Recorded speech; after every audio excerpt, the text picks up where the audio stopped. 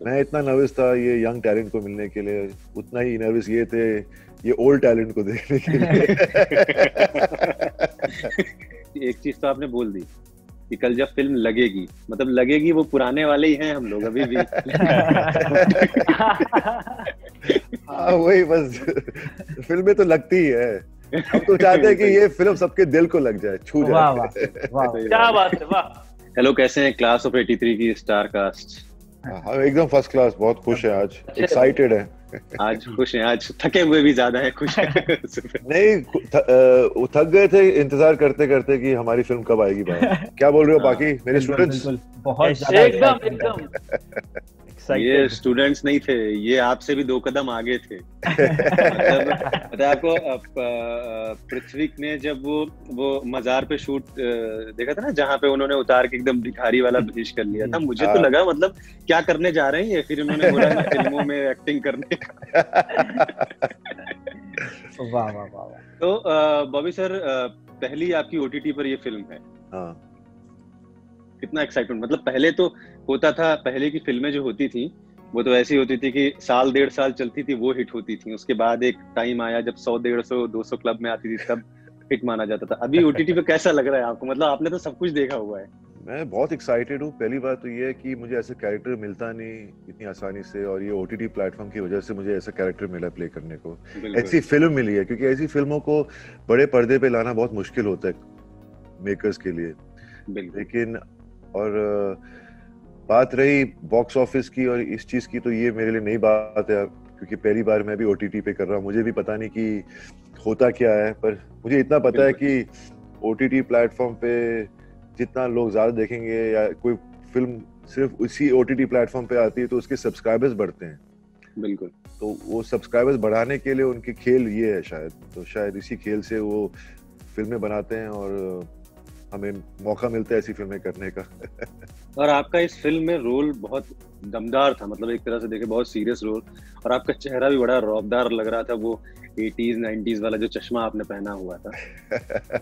हाँ यार, चश्मे और मैं हमारा रिश्ता कुछ है ही, कुछ यूनिक सा रिश्ता है। पहली फिल्म से अभी ये मेरी लास्ट फिल्म जो आ रही है, पहली फिल्म बरसात में भी मेरे चश्मे सबको पसंद आ गए थे, क्रेज हो गए थे मेरे चश्मों का, और ये चश्मा मेरा साथ छोड़ता नहीं है। लेकिन ये चश्मा मतलब कैरेक्टर के साथ बहुत जा रहा था। बहुत काम किया गया लुक के ऊपर। विक्रम गायकवाड़ करके हैं जिन्होंने हमारी लुक पे काम किया था। फिर निधि और दिव्या करके 2 ट्विन सिस्टर्स हैं जिन्होंने हमारे कपड़े बनाए। तो बहुत मेहनत गई है, अतुल ने इन चीजों पे बहुत ध्यान रखा है कि सब, क्योंकि इसे 80s की फिल्म है तो पीरियड दिखना चाहिए। बिल्कुल। तो उस हिसाब से हम लोग बहुत खुश हैं कि वो लुक सबको पसंद आ रहा है, कि ये फिल्म लग रहा है कि सचमुच में हमको एक 80s की झलक दिखाई दे रही है। अभी बरसात से आपको यहाँ तक का जो है वो कुछ बदलाव हुआ है? बदलता तो हर दिन हर एवरी जनरेशन इज डिफरेंट ना, बदलता तो रहता ही है, सब कुछ बदलता रहता है। अब मैं पहली बातें सोचता हूँ कितनी सिंप्लिसिटी थी लाइफ में, कितना ठहराव था, कितना टाइम था, और उस वक्त भी वो टाइम कम लगता था, और अब तो टाइम दिखता ही नहीं है। टाइम तो ऐसे भागता है जैसे कि पता भी नहीं कि कब टाइम निकल गया और हम वहाँ के वहाँ रह गए। बिल्कुल। तो काफी कुछ बदल गया है 25 साल में। पर एक बात कह सकता हूँ कि अपॉर्चुनिटीज बढ़ रही हैं अभी ओटीटी प्लेटफॉर्म की वजह से।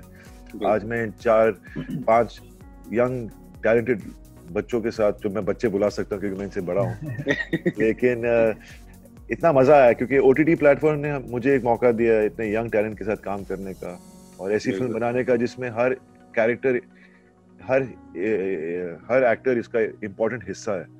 बिल्कुल। आपने तो फिल्म देखी है तो इसमें पता चलता है कि एक कैरेक्टर के सहारे फिल्म आगे बढ़ नहीं सकती थी। और आपके ये जो स्टूडेंट्स हैं फिल्म के, ये कुछ शैतान थे या फिर मतलब ये आपसे डांट वाट सुने कि नहीं सुने? नहीं, हमारा माहौल ही इतना कमाल का था। ऐसी बात तो मैं तो कभी, पहली बात तो ये, मैं कभी किसी को डांट सकता ही नहीं, मेरे में उतना वो है ही नहीं, वो हिम्मत ही नहीं है कि मैं किसी का दिल दुखा दूं।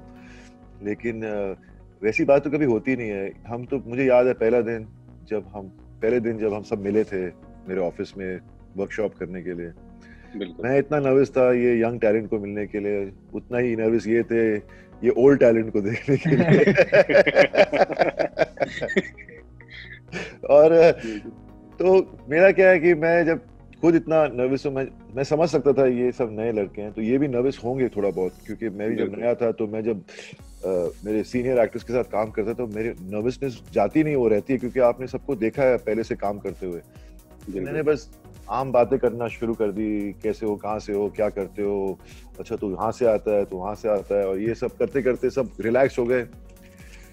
और बस मैं तो बस खुश था कि मुझे इतने अच्छे एक्टर्स के साथ काम करने को मिला है।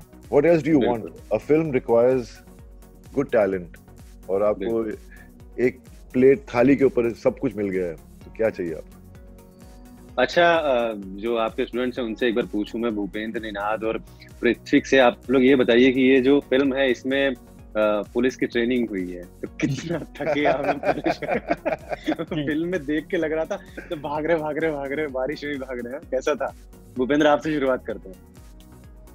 जी, ट्रेनिंग तो बहुत रिगरस थी हमारी। शुरुआत में ही हमको ये बता दिया गया था कि भाई आफ्टर गेटिंग फिल्म में आने के बाद, ऑफिशियली फिल्म में आने के बाद हमको बताया सर ने कि अब तुमको दौड़ना है। तो सुबह जिम हुआ करता था, फिर दिन में हम जाते थे पुलिस कैंप में जहाँ पे हमें दौड़ाया जाता था। उसके बाद हाउ टू सैल्यूट, बंदूक कैसे चलाते हैं, मतलब 1 महीने की रिगरस ट्रेनिंग थी। अब 1 महीने की रिगरस ट्रेनिंग में जितना मतलब हमने ग्रास्प करना चाहा हम कर सके, हमने किया, और वो बहुत अच्छा एक्सपीरियंस था। उसका बहुत फायदा हमको मिला फिल्म के दौरान, हमारी चाल से लेके हमारी ढाल तक, हर चीज में। उसके बाद जो कॉस्ट्यूम हमें दी गई थी उसने हमको बनाया पुलिस, जो जूते होते हैं पुलिस वाले के स्पेशली, बिल्कुल जूते का सोल होता है, सोल, वो सोल होता ही पुलिस वालों के लिए ही है। उसकी चाल अलग ही चाल है जो हम लोग किसी के ऊपर अगर हल्का सा पैर में पड़ गया तो फिर गया वो तो गया। वो जूते हमने खाए हैं, हमने पहने भी हैं, वाह क्या बात है। और हाँ, अपार्ट फ्रॉम ट्रेनिंग, कहानी इतनी कमाल थी, लिखा हुआ सब कुछ था, कुछ रिसर्च थी, बहुत सारा लिखा हुआ था, और क्योंकि एक डायलॉग ड्रिवन मामला है ये फिल्म का, तो बस हमने बस परफॉर्म करने का कोशिश किया। बिल्कुल। निनाद, आपने तो थिएटर किया हुआ, सारी चीजें की हुई हैं, लेकिन जब बॉबी सर के सामने गए थे तो थोड़ा सा नर्वस हुए थे या डायलॉग में थोड़ी सी मतलब एक आध डायलॉग भूले थे, ऐसा कुछ हुआ था? नहीं, मेरा उनके साथ डायरेक्ट कोई कॉन्वर्सेशन नहीं था फिल्म में, पर जब हम लोग एंटर कर रहे थे वो एक ऑफिस थोड़ा सा इंटिमिडेटिंग लगता था कि इतना बड़ा ऑफिस, जुहू के बगल में, फिर उनकी गाड़ी खड़ी थी Porsche. I am thinking, do we really deserve this?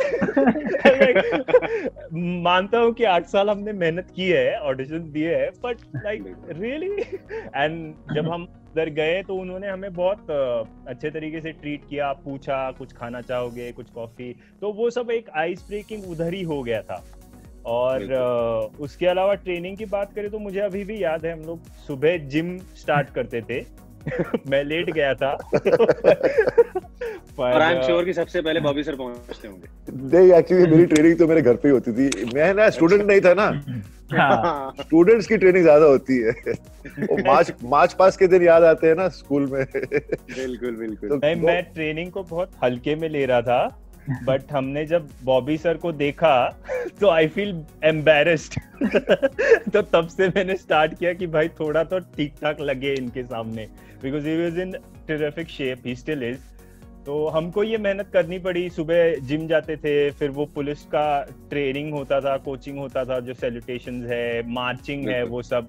और मुझे अभी भी याद है, समीर मेरे घर पे आता था और मतलब सो जाता था वो डायरेक्टली बेड पे लेट के, भाई 2 घंटे उठा मत मुझे अभी। And then we had to go for the reading. So hectic था बट मजेदार था, और आगे चल के इस एक्सपीरियंस को हम यूज कर सकते हैं, मुझे लगता है। बिल्कुल। पृथ्वी, आपका कैसा था? जैसे निनाद ने कहा, बिल्कुल मजेदार था, लेकिन जान निकल जाती थी सर, मजाक नहीं करेंगे, सच में बोल रहा हूँ।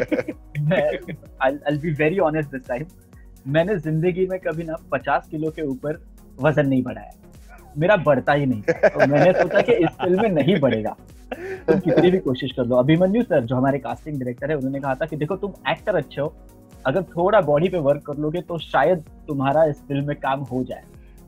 तो जैसे उन्होंने मुझे कहा शायद, तब से मैंने जिम करना शुरू कर दिया था सर।